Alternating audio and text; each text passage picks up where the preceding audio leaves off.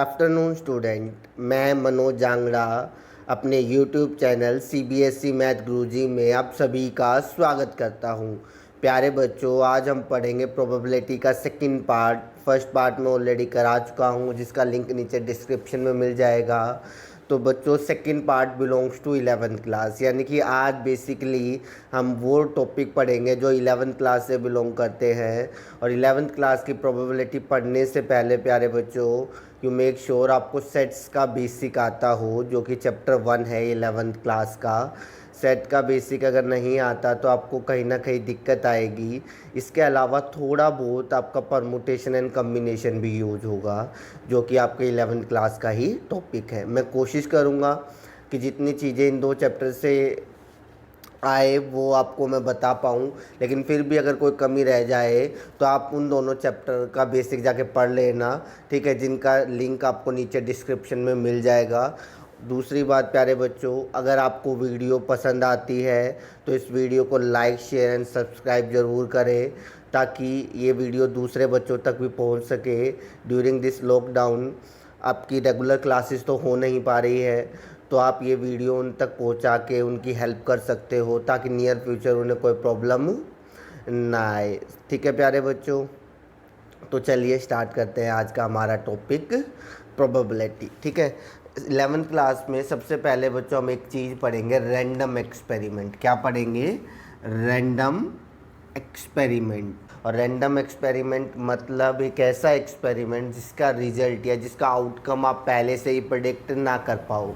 जैसे कि मान लेते हैं कि आपने एक डाइस फेंकी, और जब आप डाइस फेंकोगे तो उस डाइस का आउटकम आप पहले से प्रिडिक्ट नहीं कर पाओगे, क्योंकि उस डाइस के अंदर एक नंबर भी आ सकता, 2 भी आ सकता, 3 भी आ सकता, 4 भी आ सकता, 5 आ सकता, 6।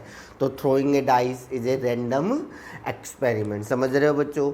चलो बच्चों, अब पढ़ते सैम्पल स्पेस। सैम्पल स्पेस क्या होता है? Set of all outcome of a random experiment, यानी कि कोई भी आप रैंडम एक्सपेरिमेंट परफॉर्म करते हो, उसके जितने भी आउटकम पॉसिबल होते हैं, उन सभी आउटकम का अगर आप एक सेट बना दो, वो सेट क्या कहलाता है? आपका सैम्पल स्पेस। सपोज करो आपने एक डाइस फेंकी, ठीक है बच्चों, तो आपको पता है उस डाइस के आउटकम क्या क्या होंगे? 1 2 3 4 5 6, और इनको आप इस एक सेट की फॉर्म में लिख दो।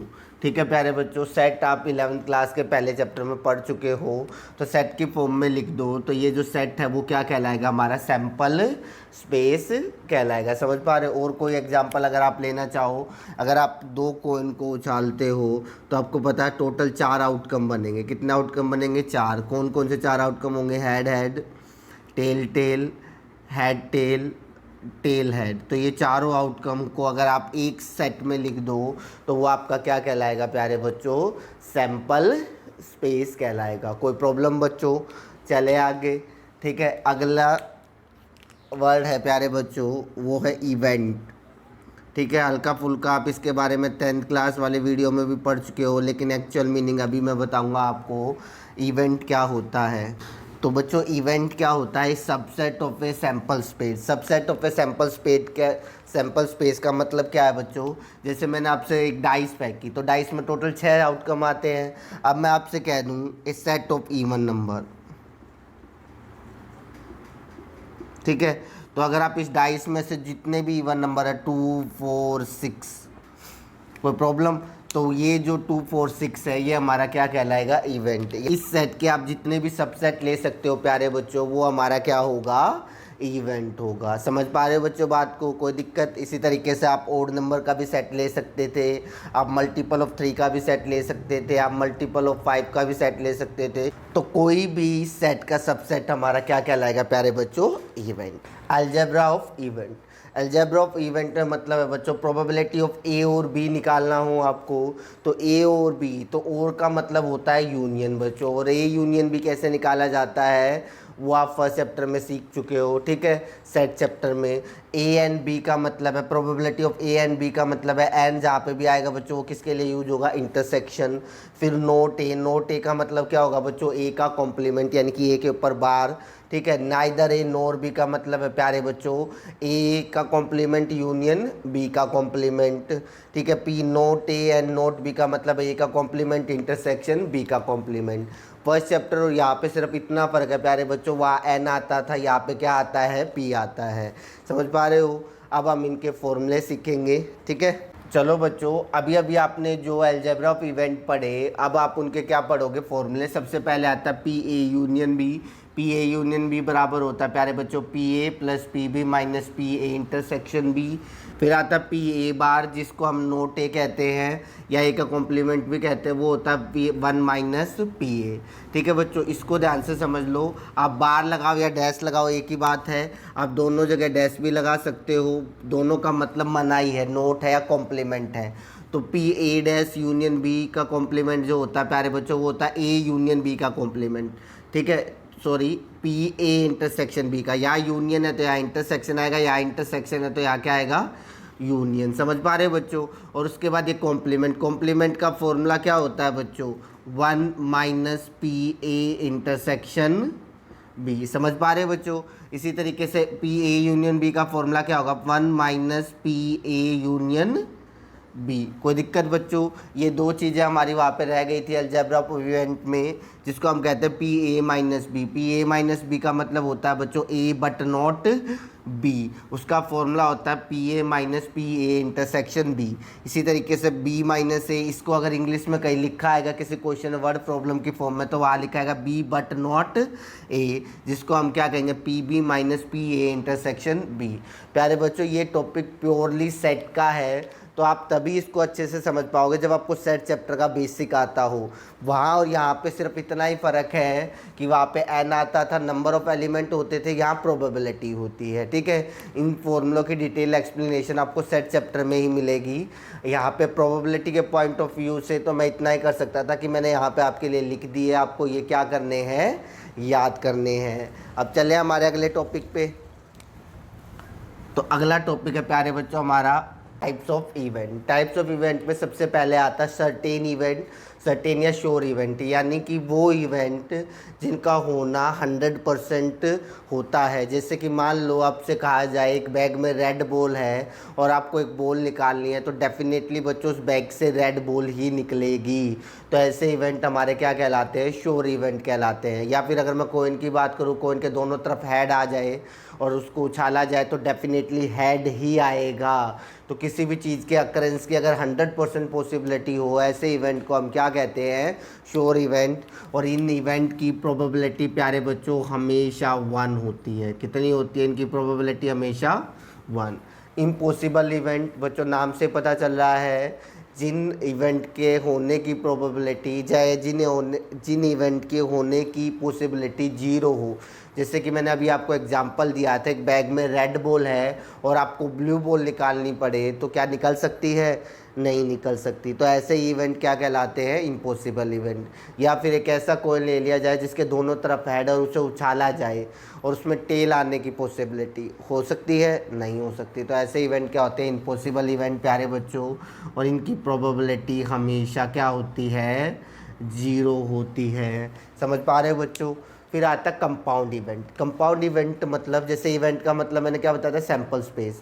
तो कंपाउंड इवेंट ऐसा आता है जिसमें एक से ज़्यादा आउटकम हो। जैसे कि आपने कहा था डाइस वाले केस में सेट ऑफ इवन नंबर, तो जब set of even number dice के केस में कहा था तो उसमें क्या आएगा, 2 4 6। जब किसी भी सेट में एक से ज़्यादा एलिमेंट हो, ठीक है, तो उसे हम क्या कहेंगे यहाँ पे, compound event.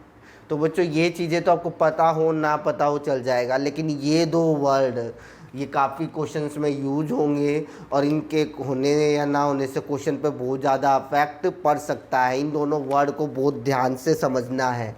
Mutually exclusive event, तो प्यारे बच्चों म्यूचुअली एक्सक्लूसिव इवेंट ऐसे होते हैं जिन दो इवेंट का इंटरसेक्शन 5 हो, जिन दो इवेंट का इंटरसेक्शन फाई हो, और अगर प्रोबेबिलिटी की बात की जाए, अगर प्रोबेबिलिटी की बात की जाए जिन दो इवेंट के इंटरसेक्शन की प्रोबेबिलिटी जीरो हो, ऐसे इवेंट को क्या कहते हैं? म्यूचुअली एक्सक्लूसिव इवेंट कहते हैं। प्यारे बच्चों एक एग्जांपल लेते हैं। मान लो हमने एक डाइस फेंक की, ठीक है, क्या फेंक की हमने? एक डाइस, और डाइस में एक इवेंट प्यारे बच्चों मैंने ले लिया ओड नंबर का 1 3 5, ठीक है, और बी इवेंट मैंने ले लिया इवन नंबर का 2 4 6, ठीक है। आपको पता है इंटरसेक्शन का मतलब क्या होता है? इंटरसेक्शन का मतलब होता है कॉमन एलिमेंट। तो ए इंटरसेक्शन बी, यहाँ पे आप देख सकते हो फाई है। फाई क्यों? क्योंकि अगर आप ए और बी में देखो तो कोई भी एलिमेंट कॉमन नहीं है, और ऐसे सेट जिनके अंदर कोई भी एलिमेंट कॉमन नहीं हो उनका जो इंटरसेक्शन होता है वो क्या होता है? फाई होता है। समझ पा रहे बात? इंटरसेक्शन फाई, और उनकी प्रोबेबिलिटी की बात करोगे तो जीरो, यानी कि साइमल्टेनियसली डाइस में ऐसा पॉसिबल ही नहीं है। अब आप ही बताओ, एक डाइस फेंको, क्या उसमें पॉसिबल है एक नंबर आए वो ओड भी हो और इवन भी हो? एंड का मतलब होता है कि बोथ कंडीशन साइमल्टेनियसली सेटिस्फाई होनी चाहिए। ए कह रहा है कि वो ओड नंबर होना चाहिए, बी कह रहा है वो इवन नंबर होना चाहिए। क्या ऐसा पॉसिबल है जब आप डाइस फेंको और उसमें कोई ऐसा नंबर आ जाए जो साइमल्टेनियसली ओड भी हो और इवन भी हो? नहीं हो सकता ना। तो ऐसे ही इवेंट को प्यारे बच्चों हम क्या कहते हैं? म्यूचुअली एक्सक्लूसिव इवेंट कहते हैं। समझ पा रहे हो बच्चों? तो जहाँ पे भी म्यूचुअली एक्सक्लूसिव इवेंट आ जाए, ध्यान रखना उनके इंटरसेक्शन की प्रोबेबिलिटी क्या होती है? जीरो होती है। याद रहेगा? चले आगे। फिर आता है mutually exhaustive event. Mutually exhaustive event ऐसे इवेंट होते हैं प्यारे बच्चों जिनका यूनियन सैंपल स्पेस आ जाए, जिनका यूनियन क्या आ जाए? सैंपल स्पेस, या फिर जिसकी प्रोबेबिलिटी की बात करें, ठीक है, यूनियन की जो प्रोबेबिलिटी है प्यारे बच्चों वो 1 आ जाए। क्या आ जाए? 1। तो एग्जाम्पल अगर इसका लेना चाहो तो आप ले सकते हो। आपने फिर से एक सेट ले लिया ए, जिसमें हमने ले लिया ओड नंबर 1 3 5, ठीक है। फिर एक सेट ले लिया बी, जिसके अंदर हमने ले लिया इवन नंबर 2 4 6। यूनियन आप सभी को पता है बच्चों, यूनियन का मतलब क्या होता है कि ए के एलिमेंट भी लिख दो और बी के भी। 1 3 5 2 4 6, समझ गए बात को? अब इस ए यूनियन बी में ध्यान से देखो कौन कौन से नंबर आ गए। 1 भी आ गया, 2 भी आ गया, 3 भी आ गया, 4 भी आ गया, 5 भी आ गया, 6। और आपको पता अगर आप एक डाइस को फेंकते हो तो कौन कौन से आउटकम आ सकते हैं? 1 2 3 4 5 6, यानी कि पूरा का पूरा सैंपल स्पेस आ गया। और पूरा का पूरा सैंपल स्पेस आ गया तो ऐसे इवेंट को हम क्या कहते हैं प्यारे बच्चों? म्यूचुअली एग्जॉस्टिव इवेंट कहते हैं, ठीक है।